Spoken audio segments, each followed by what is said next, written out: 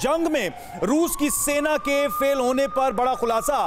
Poland के chief of defence ने यह दावा किया है, रूसी कमांडर्स के आदेशों को जानती थी यूक्रेनी सेना।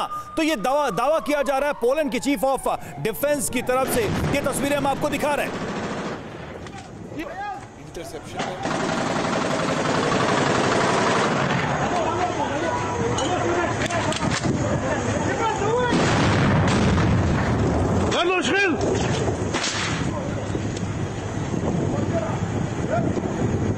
तस्वीरें लगातार आपको दिखा रहे हैं कि किस तरीके से हमले जारी है, लेकिन आखिर यूक्रेन में रूस क्यों फेल हो रहा है, इसके कारण समझने होंगे। पोलैंड के आर्मी चीफ ने जो दावा किया है उसके बारे में हम आपको जानकारी देते हैं कि युद्ध के पहले दिन ही रूसी आईटी सिस्टम क्रैश हो गया और उसके बाद ये कहा जा रहा है कि आईटी सिस्टम क्रैश होने से कमांड सिस्टम ध्वस्त हो गया, बंद हो गया। रूसी सेना को कमांड मिलना मुश्किल हुआ। युद्ध में आईटी उपकरणों का इस्तेमाल नहीं हो पाया। रूसी सेना को रेडियो सिस्टम पर डिपेंड होना पड़ा। एनालॉग रेडियो स्टेशन सिस्टम के जरिए सेना को कमांड दी गई। यूक्रेनी सेना तक रूसी सेना की खुफिया बातें पहुंचने लगी। रूस की खुफिया बातचीत को यूक्रेन रिकॉर्ड करने में सक्षम था। रूसी कमांडर्स के बड़े आदेश यूक्रेनी सेना तक पहुंचने लगे।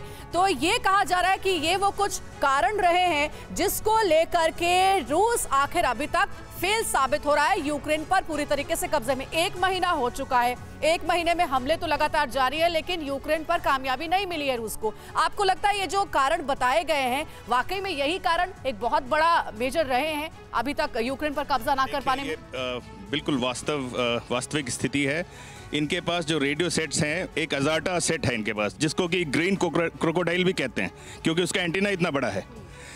वो सेट वैसे तो बहुत कामयाब है, लेकिन जो इनकी दिक्कत ये थी, कई तरह के जो इनके तीनों फोर्सेस, एयरफोर्स, नेवी, आर्मी, इनके बीच में भी समन्वय नहीं हो पाया। इनके ग्राउंड फोर्सेस के बीच में भी समन्वय नहीं हो पाया और कम्युनिकेशन केवल रेडियो सेट से था। तो इस कारण से हो सकता है ये कारण हो, लेकिन एक और दावा किया जा रहा है इस बीच कि रूस ऐसे हथियारों का इस्तेमाल कर रहा है जो कि 60% तक कामयाब है ही नहीं ध्वस्त करने में या फिर हमला करने में। देखिए, तो ऐसे हथियारों का, ऐसे आर्टिलरीज का क्यों यूज हो रहा है? देखिए, एक और भी बात है, अभी तक तो लोगों को ये नहीं मालूम पुतिन का एंड गेम है क्या, पुतिन चाहते क्या हैं। देखिए, कीव को चारों तरफ से घेर रखा है, लेकिन अंदर जाने की ज़्यादा कोशिश उन्होंने नहीं की है। और बात सही है, इन्होंने T-72 टैंक्स का इस्तेमाल किया जो कि बहुत पुराने हो चुके हैं, जबकि इनके पास T-14 नाम का टैंक है जो कि वर्ल्ड का बेस्ट टैंक माना जाता है। वो उनके पास होते हुए भी इन्होंने ये सारे हथियार यूज किए। सर, सवाल वही उठ रहा है कि एक तरफ रशिया लगातार बोस्ट करता है कि हमारे पास इतने एडवांस आर्मामेंट आर्टिलरीज हैं, वहीं दूसरी तरफ ये भी बातें सामने निकल के आती हैं कि टैंक्स और मिसाइल जो इस्तेमाल कर रहा है वो 60% कारगर नहीं है। परवाह देश की, सोमवार से शुक्रवार रात 10 बजे TV9 भारतवर्ष पर।